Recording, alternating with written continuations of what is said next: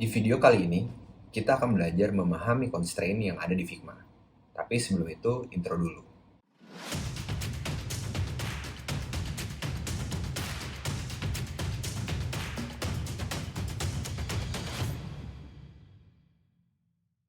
Halo hipster, perkenalkan, nama saya Andika Leonardo. Saya adalah seorang UI UX designer di Digital Amuba dan Recreative.id. Kesempatan kali ini, kita akan bahas mengenai constraints yang ada di dalam Figma. Apakah itu constraints yang ada di Figma? Jadi, constraints yang ada di Figma adalah salah satu layout tools yang disediakan oleh Figma, di mana layer elemen kita bisa kita buat responsif secara posisi ataupun ukuran terhadap frame yang membungkus atau yang ditempati oleh elemen layer tersebut. Constraints membantu kita juga untuk mengontrol desain kita agar responsif terhadap ukuran frame atau screen yang sedang kita desain. Nah, sangat berguna untuk kalian yang ingin membuat suatu responsif design, mungkin bentuknya desktop, lalu kalian ingin membuat tablet dan juga ingin membuat ukuran responsif mobile. Nah, dengan constraints kita bisa membuat elemen-elemen yang ada di dalam screen atau frame yang kita desain yang mungkin ada memiliki 3 ukuran tersebut itu menjadi lebih responsif terhadap ukuran frame atau screen yang kita desain. Ada 2 tipe constraints yang ada di dalam Figma. Apa aja? Pertama ada horizontal constraints dan yang kedua ada vertical constraints. Nah, kita akan bahas satu persatu.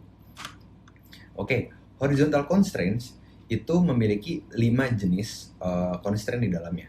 Nah, horizontal constraints membantu kita untuk membuat layer elemen yang kita buat itu responsif terhadap sumbu X atau kiri secara horizontal ya, atau kiri kanan. Nah, ada 5. Pertama ada left, menjaga posisi layer untuk relatif terhadap sisi kiri frame. Lalu ada right. Right itu menjaga posisi layer elemen kita untuk relatif terhadap sisi kanan frame. Left and right menjaga posisi dan ukuran. Jadi ini harus di-note ya, posisi dan ukuran layer relatif terhadap sisi kiri dan kanan dari frame. Ada center, menjaga posisi layer untuk relatif terhadap titik tengah horizontal frame. Ada yang kelima, ada scale, menjaga posisi dan ukuran layer untuk relatif terhadap semua sisi frame.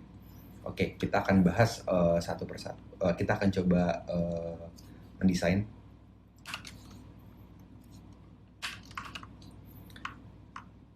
Nah, ini ada satu contoh frame yang aku buat di sini itu adalah ukurannya Android small. Jadi W-nya itu 360, lebarnya, tingginya itu 640 pixel. Nah, di dalamnya itu aku memiliki sebuah lingkaran dengan ukuran 114 pixel jari-jarinya. Nah, kita akan bedah satu-satu. Kalau kita tadi bahas tentang horizontal constraint. Jadi teman-teman bisa ke panel sebelah kanan di panel constraints, di mana di sini nanti ada 5 tipe constraint yang sudah aku jelasin tadi. Nah, ada left.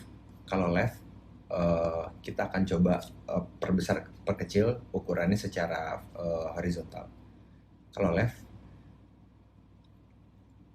coba bisa dilihat bahwa lingkaran yang ada di dalam frame Android small itu ukurannya tidak berubah. Jaraknya, posisinya tidak berubah karena yang kita rubah itu adalah sisi kanan dari frame Android small. Nah, sedangkan kalau kita rubah sisi kirinya, dia akan menjaga posisinya untuk tetap relatif terhadap sisi kiri frame Android small. Nah, bagaimana kita tadi ganti? Tadi kan left, kita ganti menjadi right.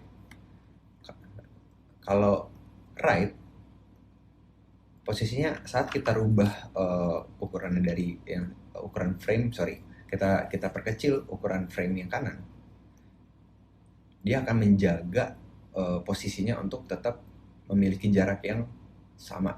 Kalau bisa dilihat ya, ini jaraknya tadi, ini tetap sama. Jarak yang sebelah kiri ini akan berubah. Dan dia akan menjaga relatif terhadap sisi kanan. Kalau kita buat menjadi constraint-nya right, constraint horizontal right. Nah, kalau left and right, dia akan menjaga posisi jaraknya antara si elemen tersebut terhadap frame ya, kiri dan kanan, itu tetap stick terhadap kiri dan kanan secara horizontal. Tadi kita rubah ya. Dan dia tidak akan menjaga ukurannya untuk tetap fix ya. Jadi ini akan merubah ukuran dari bentuk dan ukuran dari layer elemen yang ada di dalamnya. Oke, itu left and right. Kalau center, dia akan menjaga posisinya secara kiri dan kanan dari frame-nya, dan juga menjaga bentuknya. Karena si center, constraint horizontal center ini, itu menjaga titiknya tetap di tengah. Gitu. Nah, bagaimana dengan scale? Nah, kalau scale tadi, dia menjaga persentase dari jarak dari kiri dan kanan itu untuk tetap sama secara horizontal, dan mau nggak mau akan merubah bentuknya. Agak beda ya dengan left and right. Kalau left and right tadi jaraknya akan sama, sedangkan kalau scale dia jaraknya akan mengikuti persentase ukuran dari frame-nya gitu. Oke, lalu ini untuk horizontal constraint. Lalu selanjutnya kita ada vertical constraint. Kalau vertical constraints mungkin temannya dari horizontal ya. Kalau horizontal tadi kiri kanan menjaga sumbu x.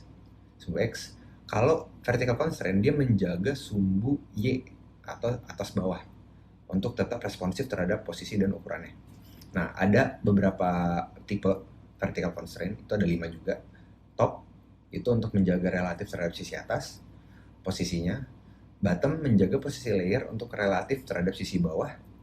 Lalu top and bottom dia menjaga posisi dan ukuran layer untuk relatif terhadap sisi atas dan bawah. Lalu center menjaga posisi layer untuk relatif terhadap titik tengah vertikal. Dan juga yang kelima, scale, menjaga posisi dan ukuran layer untuk relatif terhadap titik tengah vertical frame. Oke, kita ambil contoh ya. Nah, di contohnya, tadi kan untuk horizontal kita pakai bulat, sekarang untuk vertikal kita pakai kotak aja, persegi. Nah, kita coba rubah constraint-nya. Ini tadi top ya, kalau top dia akan menjaga posisinya untuk tetap sama dengan sisi atas frame-nya. Maka kalau kita rubah dari bawah, bagian bawah frame-nya, dia tidak akan terjadi apa-apa, akan tetap stick di sana. Sedangkan kalau kita rubah rubah ukuran dari atasnya, ukuran frame dari atasnya, dia akan tetap menjaga posisinya untuk tetap sama jaraknya dari atas terhadap posisi elemen tersebut atau layer tersebut. Nah, itu untuk top. Kalau bottom, dia akan menjaga dari sisi bawahnya. Jadi kalau kita rubah bagian bawahnya, dia akan menjaga untuk tetap sama nih ukurannya. Tetap sama nih ukurannya dari sini ke sini. Tetap sama ya. Oke. Nih. Sedangkan bagian atasnya, kalau kita rubah bagian atasnya, kalau dia constraint vertikal ya bottom, dia tidak akan terjadi apa-apa. Oke. Lalu tadi ada top and bottom sama. Dia akan menjaga ukurannya dan akan merubah bentuknya. Jadi hati-hati untuk teman-teman yang memang mau membuat desain, kalau dalamnya nanti ada komponen lagi, atau ada elemen lagi, layer lagi, ini nanti akan merubah bagian dalamnya dari sisi bentuk dan ukuran. Oke. Lalu center, kalau center dia menjaga untuk tetap di tengah. Sedangkan kalau scale dia akan shrink itu akan memipih gitu secara vertikal atas dan bawah, dan merubah bentuk akhirnya. Ini W dan H-nya tidak akan sama lagi kayak posisi awal ya. Tadi kan kotak ya, ini malah menjadi sebuah persegi panjang gitu. Tapi jaraknya akan mengecil mengikuti persentase mengecilnya si frame yang membungkusnya. Oke, seperti itu. Itu untuk vertical constraint. Nah, ada satu lagi yaitu fixed position. Nah, kalau kita lihat nih di bagian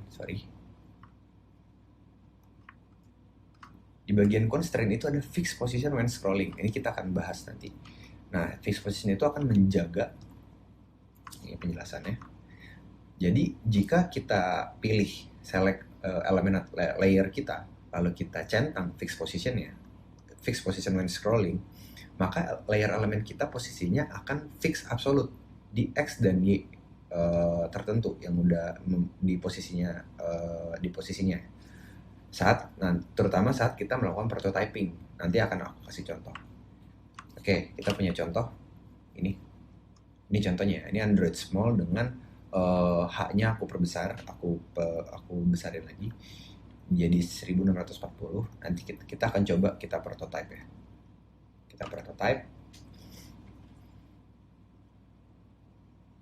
Nah, nanti kita akan bahas lebih detail tentang prototype. Ini aku kasih contoh aja. Nah, ini di prototype ini teman-teman bisa melakukan scrolling. Karena ini aku udah allow untuk scrolling. Nah, ini fixed position. Yang kotak atas abu-abu dengan tulisan hitam itu fixed position, sedangkan yang tulisan putih kotaknya warna hitam agak pudar itu dia tidak fixed positionnya. Nah, kalau aku scrolling ke bawah, bisa dilihat dia akan si ini fixed positionnya yang di atas itu tidak akan berubah, tidak akan pindah tempat.